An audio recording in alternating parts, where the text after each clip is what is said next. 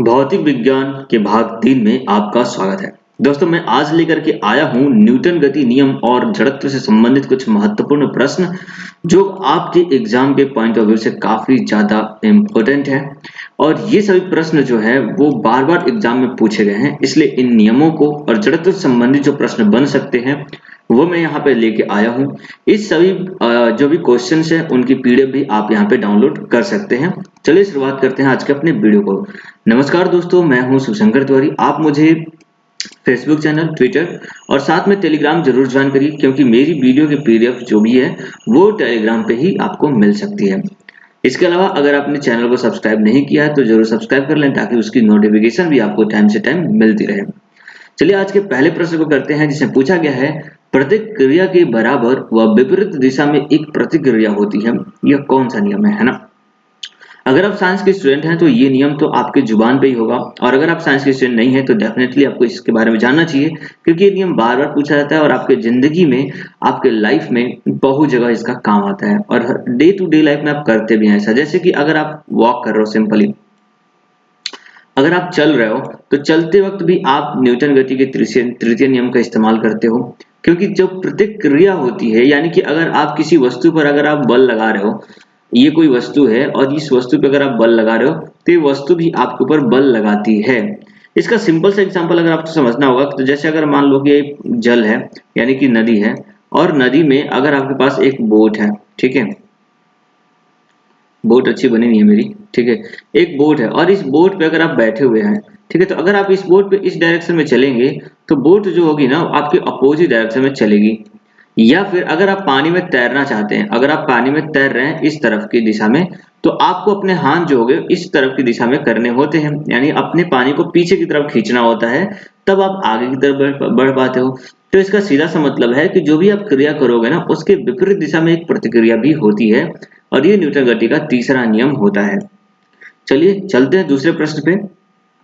जल में तैरना न्यूटन की गति के किस नियम के कारण संभव है? अभी मैंने बताया कि न्यूटन गति के तृतीय नियम जो होता है उसी के कारण ये संभव हो पाता है कि हम जल में तैर पाते हैं। चलिए अगला प्रश्न यहाँ पे है, कोई पिंड तब तक विरामा अवस्था में ही बना रहेगा जब तक कि उस पर की बाह्य बल कार्य ही करता रहे, है ना। कि अगर कोई वस्तु, देखो मान लो ये वस्तु है कोई, और इस वस्तु को आप इस पे कोई फोर्स नहीं लगा रहे हो, कोई भी इस पे कोई फोर्स नहीं लगा, तो ये ऐसी पड़ी रहेगी ना, ये आगे की तरफ नहीं जाएगी या पीछे की तरफ नहीं जाएगी। इसके ऊपर जब आप फोर्स लगाओगे, है ना, ऐसे अगर आपने इस डायरेक्शन में फोर्स लगाया तो वस्तु इस तरफ चली जाएगी। तो न्यूटन गति का ये जो पहला नियम है, जिसमें ये बताया जाता है कि अगर कोई भी वस्तु के ऊपर तब तक उसकी स्थिति में परिवर्तन नहीं होगा जब तक कि उस पर कोई बाह्य बल लगा ही न जाए।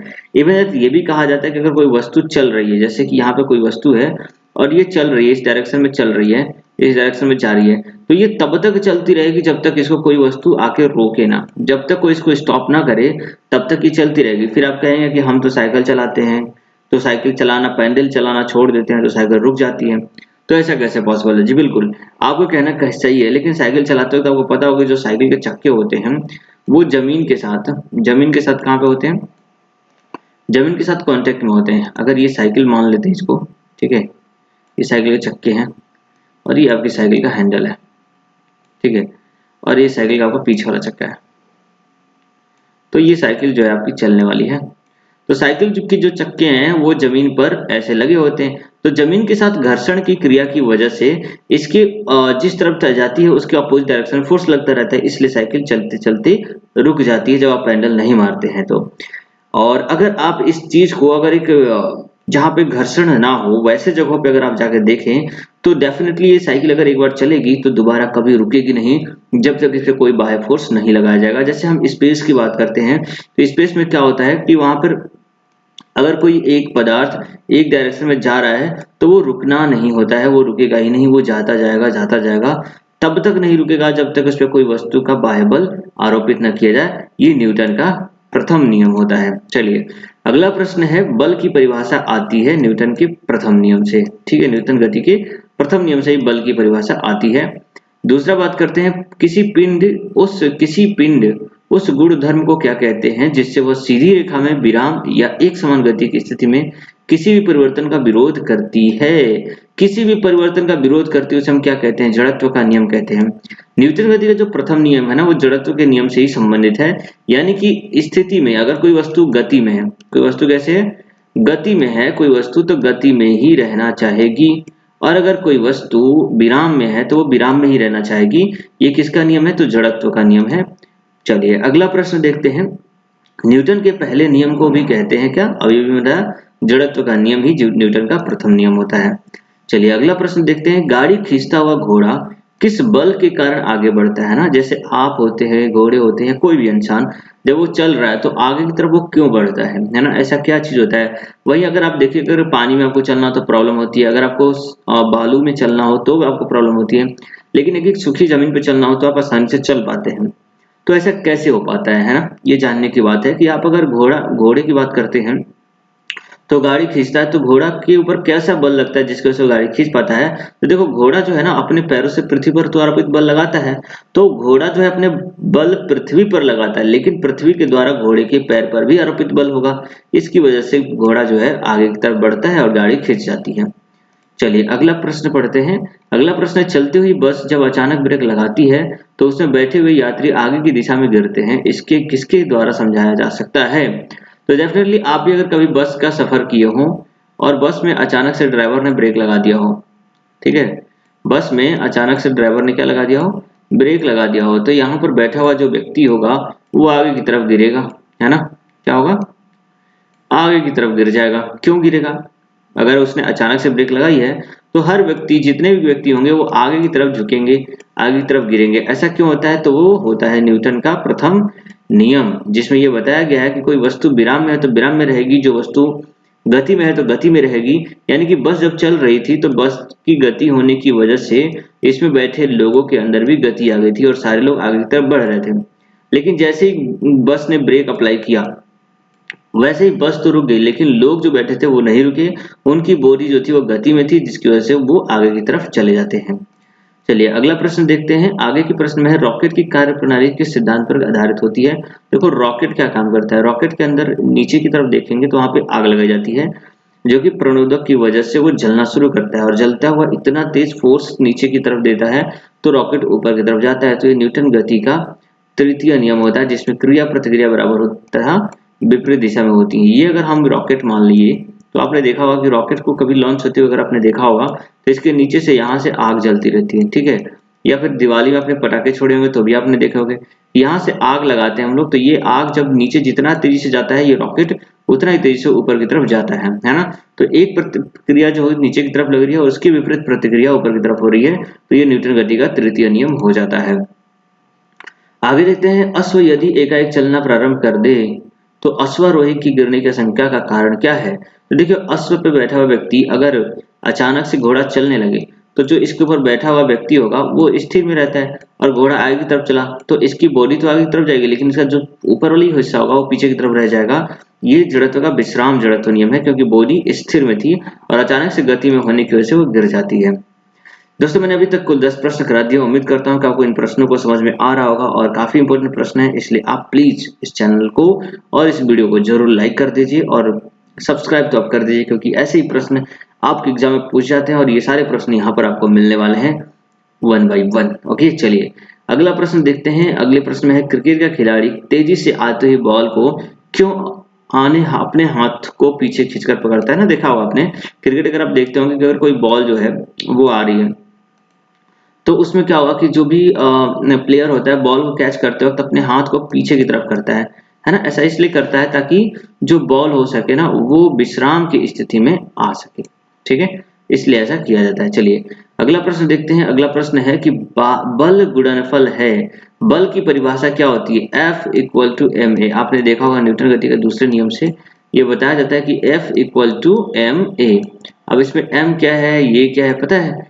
F जो होता है वो बल होता है, ये होता है द्रव्यमान और ये होता है त्वरण। तो बल जो होता है द्रव्यमान और त्वरण का गुणनफल होता है। ये न्यूटन गति का द्वितीय नियम है। चलिए अगला प्रश्न देखते हैं। जब कोई व्यक्ति चंद्रमा पर उतरता है तो उसके शरीर में उपस्थित क्या उसके शरीर में किस चीज की चेंज आएगी? क्या पदार्थ की मात्रा में चेंज आएगा, भार घट जाएगा, भार में परिवर्तन होगा या दोनों में परिवर्तन हो जाएगा, ये बात पूछी गई। तो देखिए जब आप चंद्रमा पे रहेंगे ना तो आपके भार घट जाता है तब मात्रा अपरिवर्तित रहती है। मात्रा यानी कि मास, जो आपकी बॉडी का मास है वो अपरिवर्तित रहेगा और आपका वजन घट जाएगा। वजन घटने का कारण ये है कि जो चंद्रमा होता है ना उसका जो मास टोटल ग्रेविटेशनल जो पावर है वो अर्थ के कंपैरिजन में 1/6 है, ठीक है, 1/6 है। इसकी वजह से अगर आप किसी व्यक्ति का वजन धरती पर 60 किलोग्राम का है तो चंद्रमा पर जाने की वजह से 6 के डिवाइड कर देंगे तो उसका वजन जो होगा वो मात्र 10 केजी का हो जाएगा। यानी कि यहाँ का 60 किलो व्यक्ति चंद्रमा पे सिर्फ और सिर्फ 10 किलो का होगा, तो वजन काफी कम हो जाएगा, ठीक है। चलिए अगला प्रश्न देखते हैं, यदि हम भूमध्य रेखा से ध्रुवों की ओर जाते हैं तो जी का मान क्या होगा। देखो हम अगर बात करते हैं हमारी अर्थ की, तो ये हमारी अर्थ है, ठीक है। इस अर्थ के बीच में एक यहाँ पर इक्वेटर बना हुआ है जो कि 0 डिग्री पे है। यहाँ पे है 23.5 डिग्री पे ट्रॉपिक ऑफ कैंसर यानी कर्क रेखा, और नीचे की तरफ है मकर रेखा, ठीक है। तो ये रेखाएं हैं। अब यहाँ से इक्वेटर से ऊपर की तरफ जाएंगे तो यहाँ पर उत्तर दिशा पड़ता है और इसे हम कहते हैं नॉर्थ पोल यानी कि उत्तरी ध्रुव, नीचे की तरफ है दक्षिणी ध्रुव। तो अब अगर आप इक्वेटर यानी कि भूमध्य रेखा से दक्षिण की तरफ जाएं या उत्तर की तरफ जाएं, दोनों ही दिशा में जो जी का मान जो होगा ना वो बढ़ता जाएगा और सबसे ज्यादा जो होगा वो ध्रुवों पर होता है जी का मान, क्योंकि यहाँ पे ग्रेविटेशनल फोर्स ज्यादा होती है जिसकी वजह से जी का मान यहाँ पे ज्यादा होता है, ठीक है। वहीं हम अगर भूमध्य रेखा की बात करें तो यहाँ पर जी का मान सबसे कम होता है। चलिए आगे देखते हैं, अगला प्रश्न है शरीर का वजन क्या होगा। पृथ्वी की सतह पर सभी जगह एक समान रहता है क्या। मतलब आपका वजन की बात करें तो आप पृथ्वी की सतह पर कहीं भी चले जाएं तो क्या आपका वजन समान रहेगा, ऐसा है। या फिर जो भी ध्रुव होंगे ध्रुवों पर अधिकतम होगा ऐसा बताया गया है, या फिर विषुवत रेखा पर अधिकतम होगा, मैदानों की तुलना पहाड़ियों पर अधिकतम होगा। तो आपको पता होना चाहिए कि जो भी वस्तु पृथ्वी पर है तो उसका वजन ध्रुवों पर अधिक होगा, क्योंकि जी का जो मान होता है ना वो ध्रुव पर अधिक होता है। और जी क्या होती है, ग्रेविटेशनल फोर्स, यानी अर्थ किसी चीज को अपनी तरफ कितनी तेजी से खींचती है वो कितना होता है, 9.8 होता है, 9.8 होता है। तो 9.8 मीटर पर सेकंड की स्पीड से खींचती है, लेकिन ध्रुवों पर इस जी का मान जो होता है ज्यादा हो जाता है, जिसकी वजह से वस्तुओं का वजन अधिक हो जाता है जी पर। इसलिए कहा जाता है कि अगर किसी चीज को जी पर जाकर के खरीदा जाए तो उसका वजन ज्यादा रहेगा और उसे यहाँ पर बेचा जाए तो उसका वजन हल्का हो जाएगा। आगे प्रश्न है, व्यक्ति पृथ्वी की सतह की तुलना में चंद्रमा की सतह पर अधिक ऊंचा क्यों उछल सकता है ना। देखो आप यहाँ पे जितना ऊंचाई कूद सकते हो, मान लो आप ऊंचा कूद सकते हो, आधा मीटर की ऊंचाई कूद सकते हो, मतलब कुल मिलाकर देखा जाए तो अगर आप 4 फीट की ऊंचाई को आसानी से कर सकते हैं या फिर 3 फीट की ऊंचाई को आप आसानी से फांद सकते हैं, तो लेकिन अगर चंद्रमा पे अगर ऐसा करना चाहे तो आप आसानी से 10 फीट की भी हाइट को क्रॉस कर पाएंगे, जंप कर पाएंगे। ऐसा इसलिए क्योंकि चंद्रमा का जो है ना गुरुत्वाकर्षण बल पृथ्वी की तुलना में काफी कम होता है, जिसकी वजह से ऐसा होता है। चलिए आगे प्रश्न देखते हैं, अगला प्रश्न है 20 केजी के वजन को जमीन के ऊपर 1 मीटर की ऊंचाई पर पकड़े रखने के लिए, है ना, पकड़े रखने के लिए कितना कार्य करना पड़ेगा। तो कार्य देखो, कार्य क्या होता है, अगर हम विज्ञान की भाषा में बोले तो कार्य तब तक नहीं होगा जब तक कि उसके अंदर स्थान का परिवर्तन ना हो, है ना। तो जैसे कि हम दिन भर काम करते हो आप, लेकिन आपने कोई काम नहीं किया अगर आपके कार्य की वजह से स्थान में परिवर्तन नहीं आया, ठीक है। तो यहाँ पर बताया गया कि उसने 20 केजी के वजन को अपने सर पे या फिर कैसे भी करके 1 मीटर ऊंचाई पे रखा है। यानी कि जैसे हम बात करते हैं कूली जो होता है अपने सर के ऊपर बहुत सारा सामान रखा रहता है, तो सर के ऊपर बहुत सारा सामान रखा है लेकिन फिर भी वो कोई भी कार्य नहीं कर रहा है क्योंकि उसके द्वारा स्थान परिवर्तन अगर नहीं किया गया है, तो इसलिए इसका जो कार्य होगा वो शून्य हो जाएगा। चलिए अगला प्रश्न है, एक व्यक्ति की दीवार को धक्का देता है पर उसे विस्थापित करने वाला बल, मतलब हम बात करते हैं दीवार की, तो ये एक दीवार है, ठीक है, जिसको कोई व्यक्ति धक्का दिए जा रहा है, लेकिन ये दीवार तो हिलने वाली नहीं। उसने दिन भर बेचारे ने मेहनत की, दिन भर इतना सारा काम किया, मुझे पसीने बहे और उसकी एनर्जी लॉस हुई, फिर भी ये दीवार हटा नहीं, तो आपने कोई कार्य नहीं किया। ये विज्ञान की भाषा के अकॉर्डिंग आपने कोई भी काम नहीं किया, है ना। तो ये इसका आंसर ए हो जाएगा, करेक्ट। चलिए अगला प्रश्न देखते हैं, अगला प्रश्न है, पहाड़ी पर चढ़ता एक व्यक्ति आगे की ओर झुक जाता है ना। आप भी कभी पहाड़ी पर चढ़ाई चढ़े होंगे तो आप भी देखे होंगे कि अगर आप पहाड़ी पर चढ़ रहे हैं, ठीक है, तो पहाड़ी पर चढ़ते हुए आप जब चढ़ते हो ना तो आप थोड़ा सा लीन होके चढ़ते हो, ठीक है, थोड़ा सा लीन होके चढ़ते हो, आगे की तरफ झुक के चढ़ते हो। इसका वजन क्या है कि आप अपनी स्थायित्व को बढ़ाते हैं। अगर आप सीधे खड़े हो जाएंगे ना तो आप पीछे की तरफ गिर जाएंगे, तो पीछे की तरफ से गिरने से बचने के लिए आप क्या करते हैं, आगे की तरफ झुक कर चलते हैं। चलिए अगला प्रश्न देखते हैं जो कि आज का आखिरी सवाल है, और आपको पता होना चाहिए कि पीसा का ऐतिहासिक मीनार जो कि तिरछा है, फिर भी वो गिरता नहीं है। इसका महत्वपूर्ण कारण क्या है? तो देखो उसकी जो ग्रेविटी है ना वो उसके सेंटर में, किसी भी ऑब्जेक्ट को कैसे भी रख दो, बस उसकी जो ग्रेविटी होनी चाहिए, गुरुत्व केंद्र जो होना चाहिए वो एकदम से बीच में होना चाहिए, जिसकी वजह से उसका बैलेंस ना बिगड़े, है ना। इसलिए वो जो पीसा की जो ऐतिहासिक मीनार है वो नहीं गिरती है ना। इसका कारण गुरुत्व केंद्र से होकर जाने वाली ऊर्ध्वाधर रेखा आधार से होकर जाती है। ये ऑप्शन ए नंबर सही हो जाएगा। ठीक है, तो ये मैंने कुल 20 प्रश्न कर दिए। उम्मीद करता हूँ आपको ये वीडियो बहुत अच्छा लगा होगा। तो thanks for watching till the end of this video, और प्लीज आप इसको लाइक करिए, सब्सक्राइब करिए और अपने दोस्तों के साथ शेयर जरूर करिए। आपका दिन शुभ रहे। जय हिंद, जय भारत।